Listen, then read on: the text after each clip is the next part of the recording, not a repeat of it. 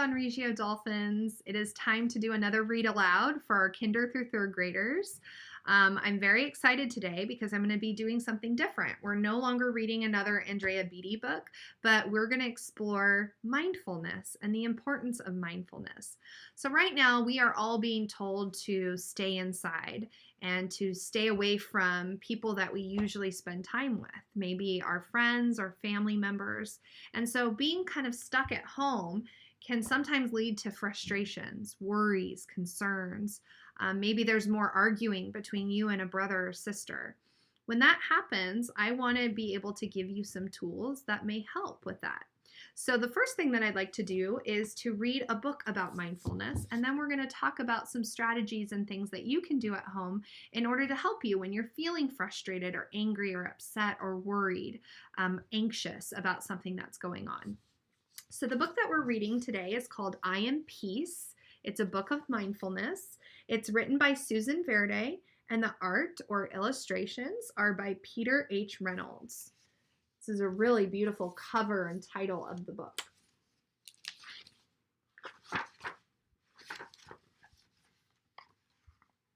Okay, here we go. There are times when I worry about what might happen next and what happened before. The thoughts in my head are like rushing water, and I feel like a boat with no anchor, being carried away. What happens to him there? He gets carried away and falls out, right? He feels out of control. Have you ever felt that way where your emotions are just taking over and you feel out of control? I give myself a moment. I take a breath, and then I tell myself, it's all right. I feel the ground beneath my feet and steady myself and start to notice the here and now. My thoughts begin to settle. My mind begins to clear. I am peace. I can watch my worries gently pop and disappear. I let things go. I can say what I feel inside out loud. I know myself. This is a really important trait, to be able to identify why you're frustrated or why you're mad. To be able to say that out loud is huge. It's very helpful. I can share kindness with others. I make a difference. Have you done something kind today? What did you do today that was kind?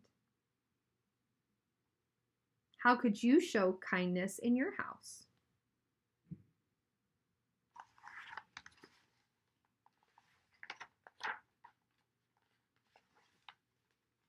Take a look at this picture. His feet are grounded, and he's planting a seed. He watches that seed grow as he's rooted into the ground. And it grows bigger still. I can hug a tree and thank it for its beauty and strength. I connect to nature. Sometimes it's helpful to just go outside. Spend some time outside. I think sometimes it's easy to spend a lot of time in front of a computer screen, like you're doing right now. But if we spend too much time in front of a computer screen or an electronic device like a tablet, that can really affect our mood. So stepping outside and spending outside time can really help. I can watch the clouds make shapes against the sky. I know wonder. I can taste and smell and touch and hear and see what is all around me. I use my senses. I can feel my breath, fill my whole body. I tune in to me. Right now, what I'd like you to do is close your eyes and listen. What do you hear besides my voice? What else do you hear?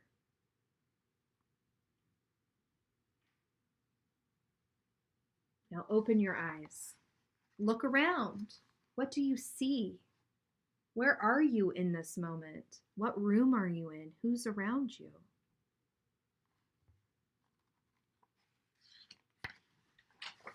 Now the water is still. I have found my anchor and everything is all right. I don't need to worry about before or after. I am in this moment. I am peace. Now I share my peace with others and hope that it is carried away to those who need it. And I dream we are peace. Okay, so what I'd like to show you is something that I created. And parents, if you're interested in doing something like this at home, there are plenty of resources on Pinterest and online for you to look up how to make a mindfulness jar or a mind jar. It's basically a glitter jar. And so what I'd like students for you guys to notice is that when I shake it up, the glitter goes all over the place, right? It's everywhere. This can represent our emotions. When we're feeling frustrated, angry, worried, anxious, mad at a sibling or a parent, this is how we're feeling, right? Jumbled up feelings of emotion. Sometimes we feel like we can't control it. But there is one strategy that we can do to help settle the glitter, to help settle our emotions, and that is deep breathing. So what I'd like you to do right now is to do some deep breathing with me, and let's watch how the glitter settles. Here we go. Take a deep breath and breathe out. Again, in and out. One more time. I still see a little bit more glitter there. Breathe in and out. What did you notice? Besides us taking deep breaths, you should also have noticed that all the glitter has settled to the bottom. Taking those deep breaths and getting that additional oxygen in our lungs and in our body helps to calm us down. It helps to settle us. It helps us to deal with those frustrations or anger or feelings of worry that we may have inside us. Sometimes taking a deep breath is all we need to make sure that we don't say or do something that later makes us feel kind of icky inside because we know we made a bad choice.